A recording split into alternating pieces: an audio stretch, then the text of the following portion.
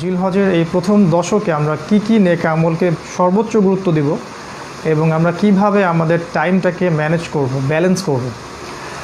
আমরা জানি আসলে মোটা দাগে কি নেক আমল এই সময় করতে হয়, কিন্তু সমস্যা হচ্ছে আমরা এটাকে একত্রিত করতে ব্যর্থ হই অথবা বিভিন্ন ধরনের নেক আমলের সমন্বয় সাধনে ব্যর্থ হই অথবা কোনো ক্ষেত্রে সঠিক টাইম ম্যানেজমেন্টে আমরা ব্যর্থ হই। আজকে আমরা খুব সংক্ষিপ্ত সময়ের মধ্যে ইনশাআল্লাহ তাআলা জানার চেষ্টা করব যে এখানে সর্বোচ্চ গুরুত্ব দিব কোন মৌলিক আমলগুলোকে, এবং সেকেন্ড পার্টে আমরা জানবো ইনশাআল্লাহ কিভাবে আমরা আমাদের দিন এবং রাতের টাইমটাকে ব্যালেন্স করব, ম্যানেজ করব। তো চলুন আর দেরি না করে আমরা শুরু করছি। বিসমিল্লাহির রহমানির রহিম। আজকে আমি লেকচারটাকে দুইটা পার্টে সাজিয়েছি। প্রথম পার্টে আমি সেই সব মৌলিক আমলগুলোর কথা বলতে চাই যেগুলো কোরআন এবং সুন্নাহ থেকে সহি সনদে সাব্যস্ত এবং যেগুলোকে রাসূলুল্লাহ সাল্লাল্লাহু আলাইহি ওয়াসাল্লাম এবং সাহাবায়ে কেরাম রাদিয়াল্লাহু তাআলা আনহু সর্বোচ্চ গুরুত্ব দিতেন, এবং যে আমলগুলোর মধ্য দিয়ে জিলহজ মাসের প্রথম 10 দিন আমরা সর্বোচ্চ ফজিলতপ্রাপ্ত হতে পারি, এই আমলগুলো আমি আপনাদের সাথে শেয়ার করব ইনশাআল্লাহ তাআলা। এবং দ্বিতীয় পার্টে গিয়ে আমি ইনশাআল্লাহ আলোচনা করব যে কিভাবে আমরা আমাদের টাইমটাকে ব্যালেন্স করব এই সময়ের মধ্যে। তো চলুন আমরা শুরু করছি। সর্বপ্রথম যে আয়াতটার কথা বলতে চাই, আল্লাহ সুবহানাহু ওয়া তাআলা সূরাতুল ফজরের মধ্যে বলেছেন, বিসমিল্লাহির রহমানির রহিম, ওয়াল ফজরি ওয়া লায়ালিন আশর। আল্লাহ সুবহানাহু ওয়া তাআলা বলেছেন ফজরের কসম এবং 10 রাতের কসম। এই 10 রাত প্লাস 10 দিন, এটার ব্যাখ্যা ইবনে কাসির রাহিমাহুল্লাহ তিনি বলেছেন এখানে জিলহজের প্রথম দশককে বোঝানো হয়েছে। এ প্রসঙ্গে আরেকটা আয়াত আছে কোরআনুল কারীমে সূরাতুল হজের মধ্যে 28 নম্বর আয়াতে আল্লাহ সুবহানাহু ওয়া তাআলা বলেছেন যে ওয়ায়াযকুরু ইসমাল্লাহি ফি আইয়ামিন মা'লুমাত। এই আয়াতে আইয়ামিন মা'লুমাত বলতে জিলহজ মাসের প্রথম দশককে বোঝানো হয়েছে। এটা ইবনে আব্বাস রাদিয়াল্লাহু তাআলা আনহুর মত। এই দুইটা আয়াত আমরা মূলত কোরআনে পেয়ে থাকি জিলহজের প্রথম দশক সম্পর্কে। এবার হাদিসের দিকে যদি আমরা তাকাই তাহলে দেখব রাসূলুল্লাহ সাল্লাল্লাহু আলাইহি ওয়াসাল্লাম বুখারী মুসলিম সহ অন্যান্য হাদিসের গ্রন্থগুলো থেকে ইবনে আব্বাস রাদিয়াল্লাহু আনহুমা, ওমর ইবনুল খাত্তাব, ইবনে ওমর রাদিয়াল্লাহু আনহুমা এবং অন্যান্য সাহাবায়ে কেরাম থেকে একটা হাদিস খুব শক্ত সনদে বর্ণিত হয়েছে। সেটা হলো রাসূলুল্লাহ সাল্লাল্লাহু আলাইহি ওয়াসাল্লাম বলেছেন যে আল্লাহ সুবহানাহু ওয়া তাআলার কাছে জিলহজ মাসের প্রথম দশকের নেক আমলের চাইতে অন্য কোনো সময়ের নেক আমল এতটা প্রিয় নয়। আমি আবার রিপিট করছি, রাসূল সাল্লাল্লাহু আলাইহি ওয়াসাল্লাম বলেছেন আল্লাহ সুবহানাহু ওয়া তাআলার কাছে জিলহজ মাসের প্রথম দশকের নেক আমলের চাইতে অন্য কোনো সময়ের নেক আমল এতটা প্রিয় নয় যতটা জিলহজের প্রথম দশকের আমল আল্লাহ সুবহানাহু ওয়া তাআলার কাছে পছন্দনীয়। তার মানে আমরা রমাদান মাসকে যতটা গুরুত্ব দেই, কোনো অংশেই এই দশকটাকে তার চেয়ে কম গুরুত্ব দেওয়া ঠিক হবে না। আমরা শেষের দশককে লাইলাতুল কদর পাওয়ার জন্য যেভাবে স্ট্রাইভ করি, আমরা কষ্ট করি, মুজাহাদা করি, আমাদের উচিত হবে জিলহজের প্রথম দশকেও আমরা অনুরূপ মুজাহাদা প্রচেষ্টা চালাবো আল্লাহ সুবহানাহু ওয়া তাআলার সন্তুষ্টি অর্জনের জন্যে। তাই রাসূল সাল্লাল্লাহু আলাইহি ওয়াসাল্লাম বলেছেন অতএব তোমরা এই 10টা দিনে বেশি করে তাকবীর পাঠ করো, বেশি করে তাহলিল বলো, বেশি করে তাহমিদ বলো। এখানে তাকবীর অর্থ আল্লাহু আকবার, আপনারা জানেন। তাহলিল অর্থ লা ইলাহা ইল্লাল্লাহ এবং তাহমিদ অর্থ হচ্ছে আলহামদুলিল্লাহ। অর্থাৎ যে তাকবীরটা আমরা পড়ি আল্লাহু আকবার লা ইলাহা ইল্লাল্লাহ ওয়াল্লাহু আকবার ওয়ালিল্লাহিল হামদ, এইটা পড়তে বলা হয়েছে বেশি করে এই দশকে। এখন আমরা আজকে আপনাদেরকে মোট 11টা আমলের কথা বলবো ইনশাআল্লাহ, যে 11টা আমল আমরা এই দশকে সর্বোচ্চ গুরুত্ব দিয়ে করব ইনশাআল্লাহ তাআলা। আমি খুব সংক্ষিপ্ত আকারে বলার চেষ্টা করছি, আপনারা শুধু মৌলিক পয়েন্টগুলোকে নোট করবেন ইনশাআল্লাহ তাআলা। প্রথম যে আমলটা আমরা এই দশকে সর্বোচ্চ গুরুত্ব দিয়ে করব ইনশাআল্লাহ সেটা হলো সলাতুল মাকতুবা, অর্থাৎ 5 ওয়াক্ত ফরজ সালাত। প্রথমত এটা 5 ওয়াক্ত ফরজ সালাত, আমরা এই সালাতটাকে সর্বোচ্চ গুরুত্ব দেব ইনশাআল্লাহ, এবং এটা যদি সম্ভব হয় আমরা মসজিদে গিয়ে পড়ব। আর যদি মসজিদে জামায়াতে সালাত পড়ার ক্ষেত্রে কোনো প্রতিবন্ধকতা থাকে, যেমনটা এখন আছে, সেক্ষেত্রে ওজর থাকলে সেটা বাসাতে পড়া জায়েজ আছে, এটার অনুমতি আছে।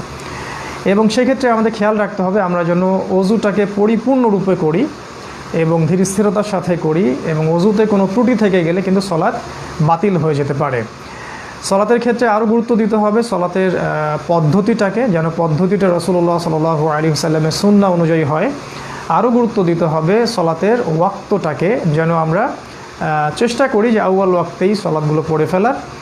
যদিও বা সলাতের ওয়াক্তের মাঝামাঝি সলাৎ পড়লেও সলাৎ হয়ে যাবে, সেক্ষেত্রে আউয়াল ওয়াক্তের যে নেকিটা আছে সেটা থেকে হয়তো বা আমরা মাহরুম হতে পারি। তাই আমাদের খেয়াল রাখতে হবে সলাতের পদ্ধতির ক্ষেত্রে যেন রাসূলুল্লাহ সাল্লাল্লাহু আলাইহি ওয়াসাল্লামের আনুগত্য হয় এবং আউয়াল ওয়াক্তটা যেন ঠিক থাকে, এবং সলাৎটাকে আধ্যাত্মিকত্বের সাথে ধীর স্থিরভাবে পড়া, তাড়াহুড়ো না করা, সলাতের অর্থ বোঝার চেষ্টা করা, আমি সলাতের মধ্যে কি পড়ছি সেই দিকে কনসেন্ট্রেট করা, এবং সলাতের যে ফরজ ওয়াজিবগুলো আছে ধীর স্থিরতা বজায় রেখে প্রতিটা জায়গায় আল্লাহ সুবহানাহু ওয়া তাআলা আমাকে যেটা করতে আদেশ করছেন সেই দিকে মনোযোগ দেয়া। আরেকটা বিষয় হচ্ছে সলাতের মধ্যে বেশি থেকে বেশি আল্লাহ সুবহানাহু ওয়া তাআলার কাছে দোয়া করা, স্পেশালি সিজদায়। কারণ রাসূল সাল্লাল্লাহু আলাইহি ওয়াসাল্লাম বলেছেন সিজদায় সবচেয়ে বেশি দোয়া কবুল হওয়ার সম্ভাবনা থাকে। কারণ একজন আদম সন্তান সিজদায় আল্লাহ পাকের যতটা কাছাকাছি থাকেন, অন্য কোনো সময় সে আল্লাহ পাকের ততটা কাছাকাছি থাকতে পারেন না। এজন্য আমরা সলাতের সিজদায় বেশি থেকে বেশি কোরআন সুন্নাহ সমর্থিত দোয়াগুলো পড়ার চেষ্টা করবো ইনশাআল্লাহ তাআলা। তো এছাড়া আরেকটা দোয়া কবুলের জায়গা আছে সলাতের মধ্যে, সেটা হলো শেষ বৈঠকে, অর্থাৎ সালাম ফেরানোর ঠিক আগে, আত্তাহিয়াতু এবং দরুদ পড়ার ঠিক পরে, ইমিডিয়েট পরে আপনি হৃদয়ে খুলে আল্লাহ রাব্বুল আলামিনের কাছে কোরআন সুন্নাহ থেকে দোয়াগুলো করবেন। এই সময় দোয়াগুলো কবুলের সর্বোচ্চ সম্ভাবনা থাকে। এছাড়া সলাতে সালাম ফেরানোর পরেও মাসনুন জিকির আজগারগুলো আছে, সেগুলো আমরা যেন অবহেলা না করি, এবং এই সময়ে আপনি হাত তুলে আল্লাহ পাকের কাছে একাকী দোয়া করতে পারেন, এটাতে কোনো সমস্যা নেই ইনশাআল্লাহ তাআলা। তাই আমরা এই দশকে সবচেয়ে বেশি গুরুত্ব দিব 5 ওয়াক্ত সলাতে, সলাতের ওয়াক্তে, সলাতের পদ্ধতিতে, সলাতের খুশুতে এবং আধ্যাত্মিকত্বে, এবং সলাতে আমরা কি পড়ছি সেদিকে যেন আমরা পূর্ণ মনোযোগ দিতে পারি। এক কথায় বুঝে অনুধাবন করে আমরা যেন সলাত পড়তে পারি। তখন ইনশাআল্লাহ আপনি ইন্টারনালি প্রশান্তি ফিল করবেন, নূর আসবে আপনার হৃদয়ের মধ্যে, এবং আল্লাহ রাব্বুল আলামিনের সাথে আপনার সম্পর্কটা আরও অনেক গাঢ় হবে। আর সবচেয়ে গুরুত্ব দিব সলাতের মধ্যে সিজদায় বেশি বেশি আল্লাহ পাকের কাছে দোয়া করার ক্ষেত্রে। এটা হচ্ছে আমাদের প্রথম কাজ জিলহজের প্রথম দশকে। দ্বিতীয় যে আমলটা আমরা বেশি থেকে বেশি করব ইনশাআল্লাহ, মূলত এটা আমাদের ট্রেনিং সেশন। আমরা চেষ্টা করব যে এই দশকে আমরা যে আমলগুলো করছি এটাকে সারা জীবন যেন ধরে রাখতে পারি। আল্লাহ পাক সবাইকে তৌফিক দান করুন। প্রথমে আমাকে আল্লাহ যেন তৌফিক দান করেন, এবং অতঃপর আপনাদের সবাইকে আল্লাহ পাক তৌফিক এনায়েত করুন, আল্লাহুম্মা আমিন। দ্বিতীয় যে আমলটার কথা বলতে চাই সেটা হলো দৈনিক কমপক্ষে 12 রাকাত নফল বা সুন্নাহ সলাত আদায় করা। দৈনিক মিনিমাম 12 রাকাত নফল বা সুন্নাত সলাত আদায় করা। এই প্রসঙ্গে রাসূল সাল্লাল্লাহু আলাইহি ওয়াসাল্লাম বলেছেন যে কোনো ব্যক্তি যদি ফরজ সলাতের সাথে সাথে দিনে 12 রাকাত করে সুন্নাহ বা নফল সলাত আদায় করে, আল্লাহ সুবহানাহু ওয়া তাআলা তার জন্য জান্নাতে একটা করে ঘর নির্মাণ করবেন ইনশাআল্লাহু আযজা ওয়া জাল। সেই 12 রাকাত সম্পর্কে রাসূল সাল্লাল্লাহু আলাইহি ওয়াসাল্লাম বলেছেন ফজরের পূর্বের 2 রাকাত, যেটাকে তিনি বলেছেন দুনিয়া এবং দুনিয়ার মধ্যে যা কিছু আছে তার চেয়ে বেশি ফজিলতের এই 2 রাকাত সুন্নাহ। অতঃপর তিনি বলেছেন জোহরের আগের 4 রাকাত এবং জোহরের পরের 2 রাকাত, এই হলো 6 রাকাত জোহরের সাথে সম্পর্কিত। তাহলে 2 আর 6 8। অতঃপর মাগরিবের পর 2 রাকাত 10, অতঃপর এশার পরে 2 রাকাত, এই 12। এই 12 রাকাত সলাত যে ব্যক্তি দৈনিক আদায় করবে ইনশাআল্লাহ তাআলা আল্লাহ রাব্বুল আলামিন তার জন্য জান্নাতে একটা করে ঘর বা গুরফা, যেটাকে গুরফা বলা হয়েছে, সুসজ্জিত কামরা, এটা আল্লাহ পাক নির্মাণ করবেন ইনশাআল্লাহ তাআলা। এটা হলো দ্বিতীয় আমল যেটা আমরা ফোকাস করতে পারি। 5 ওয়াক্ত সালাতের সাথে সাথে আমরা 12 রাকাত করে যেন দৈনিক সুন্নাহগুলো আদায় করি এবং এটাকে ধরে রাখার চেষ্টা করি সারা জীবন, সারা বছর। আল্লাহ পাক তৌফিক দান করুন, আল্লাহুম্মা আমিন। তৃতীয় যে আমলটা আমরা এই দশকে করব ইনশাআল্লাহ, চেষ্টা করব যদি আমাদের বছরের অন্যান্য সময়গুলোতে এটাতে গাফেলতি থেকে থাকে, আমরা চেষ্টা করব এই দশকে এটাকে শক্ত করে আঁকড়ে ধরার জন্য। সেটা হলো তাহাজ্জুদের সলাত, সলাতুত তাহাজ্জুদ।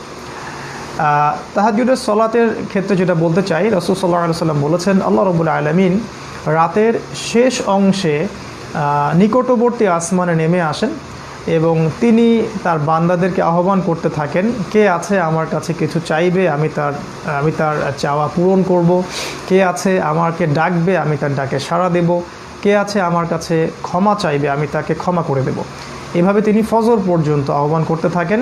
আর এই সময়টাই মূলত তাহাজ্জুদের সবচেয়ে উত্তম সময়, যেটাকে আমরা শেষ রাত বলছি। তাই আমরা রাতটাকে 3 ভাগে ভাগ করে যদি শেষের অংশে ওঠার চেষ্টা করি, এই জন্য অবশ্যই আমাদেরকে আর্লি ঘুমোতে যেতে হবে। এটা যদি করতে পারি তাহলে আমরা আল্লাহ সুবহানাহু ওয়া তাআলার কাছে অনেক অনেক কল্যাণ এবং দুনিয়া আখিরাতের অনেক প্রয়োজনীয় বিষয় চেয়ে নিতে পারবো ইনশাআল্লাহ শেষ রাতে। এটার সম্ভাবনা সবচেয়ে বেশি যে সেই ব্যক্তির দোয়া কবুল হয়ে যাবে ইনশাআল্লাহ।